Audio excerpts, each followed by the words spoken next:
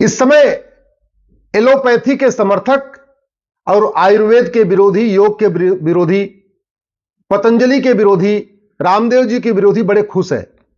और खुश इस बात से है कि सुप्रीम कोर्ट ने पतंजलि को फटकार लगाई है कि आप जो बीमारियों का ठीक करने का दावा करते हैं, इसका विज्ञापन देना बंद करें।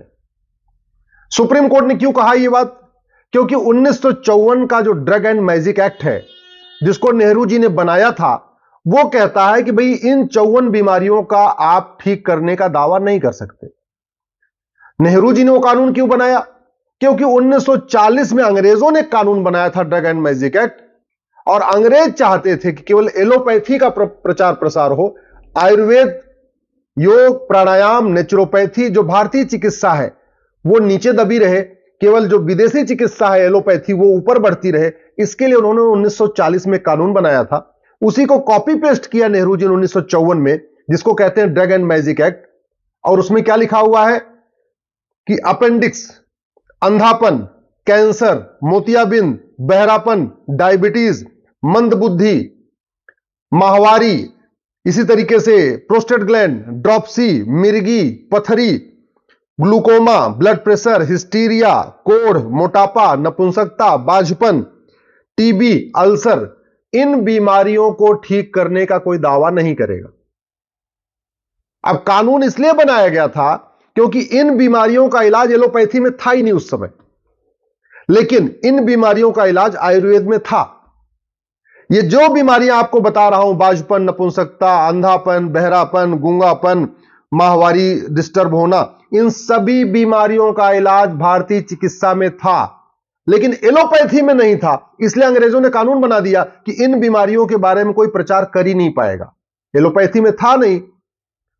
अंग्रेजों को पता था कि महर्षि चरक ने इन बीमारियों का इलाज लिखा हुआ है, महर्षि सुश्रुत इन बीमारियों का इलाज कर चुके हैं, महर्षि वाग्भट ने इन बीमारियों का इलाज बताया है, महर्षि सारंगधर ने इन बीमारियों का इलाज बताया है, महर्षि आचार्य भाव प्रकाश ने इन बीमारियों का इलाज बताया है, लेकिन उनके एलोपैथ में इन बीमारियों का इलाज नहीं था। इसलिए सीधे सीधे उन्होंने कानून बनाया कि इन बीमारियों का इलाज, ये जो लिस्ट आपको मैंने बताया है, इसके बारे में कोई प्रचार प्रसार नहीं कर पाएगा।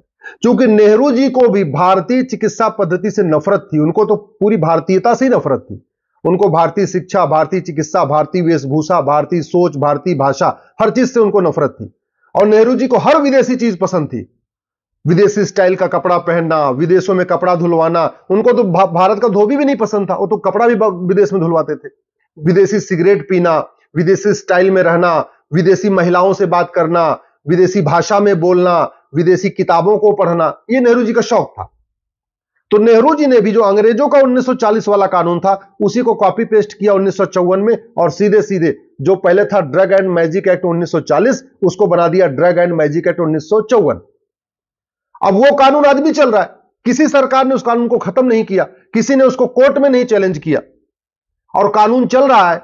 तो इंडियन मेडिकल एसोसिएशन, जो एक तरीके से विदेशी चिकित्सा का ही एक रिप्रेजेंटेटिव है, इंडियन मेडिकल एसोसिएशन चाहता है कि एलोपैथी खूब फले फूले, लेकिन जो भारतीय चिकित्सा है, योग, प्राणायाम, नेचुरोपैथी, आयुर्वेद, ये हमेशा नीचे दबा रहे। इंडियन मेडिकल एसोसिएशन ने जाके कोर्ट में शिकायत किया कि साहब देखिए, ये जो 54 बीमारियां हैं, इसका रामदेव जी गारंटी के साथ इलाज कर रहे। इलाज क्यों ना करें? क्योंकि इन बीमारियों का इलाज आज के हजारों साल पहले महर्षि चरक ने बताया है, महर्षि सुश्रुत ने बताया है, आचार्य भाव प्रकाश ने बताया है, महर्षि सारंगधर ने बताया है, महर्षि वाग्भट ने बताया है। तो इन बीमारियों का इलाज है तो उसको पतंजलि उसके जरिए इलाज कर रही है। लाखों की संख्या में लोग ठीक भी हो रहे हैं।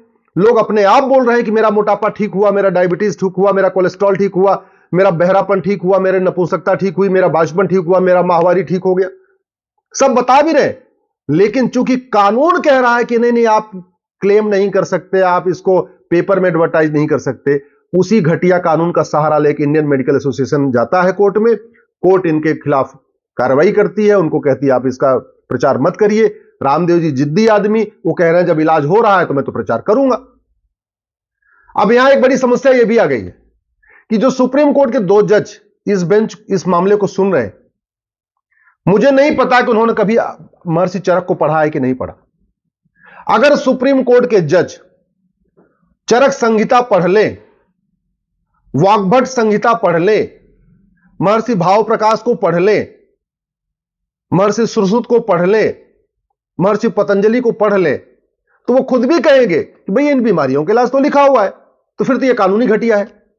एक बार अगर सुप्रीम कोर्ट के जज चरक संहिता पढ़ ले, सुश्रुत संहिता पढ़ ले, महर्षि शारंगधर की किताब पढ़ ले, महर्षि वाग्भट की किताब पढ़ ले, आचार्य भाव प्रकाश की किताब पढ़ ले, महर्षि पतंजलि को पढ़ ले, योग को अच्छी तरीके समझ लें, धन्वंतरी की जो विद्या है उसको समझ लें, आयुर्वेद कितना प्रभावी होता है, तो सुप्रीम कोर्ट के जज खुद भी कहेंगे कि 1954 का कानून घटिया है, इसको खत्म कर देना चाहिए।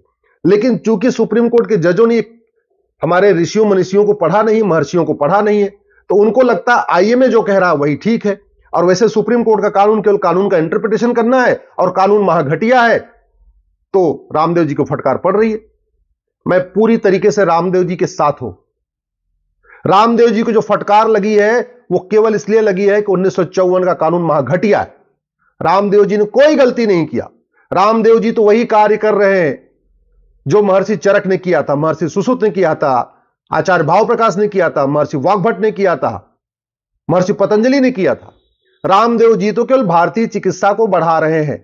उनका केवल इतना ही दोष है कि वो भारतीय चिकित्सा को बढ़ा रहे हैं, भारतीय चिकित्सा व्यवस्था को घर घर पहुंचा रहे हैं, योग प्राणायाम आयुर्वेद को घर घर पहुंचा रहे हैं। उनकी इतनी गलती है, इसके अलावा उनकी कोई गलती नहीं। गलती है तो 1954 के महाघटिया कानून की।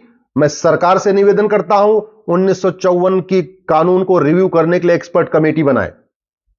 एक बार देख लें कि जिन बीमारियों का इलाज चरक संहिता में है, सुश्रुत संहिता में है, महर्षि भाव प्रकाश ने लिखा है, महर्षि वाग्भट ने लिखा है, उसका प्रचार प्रसार करने में और उसके बारे में कहने में हां बीमारी ठीक हो रही है, यह अपराध कैसे हो सकता है? तो यह जो कुछ सुप्रीम कोर्ट कर रहा है वो नेहरू जी के द्वारा बनाए गए घटिया कानून के कारण कर रहा है।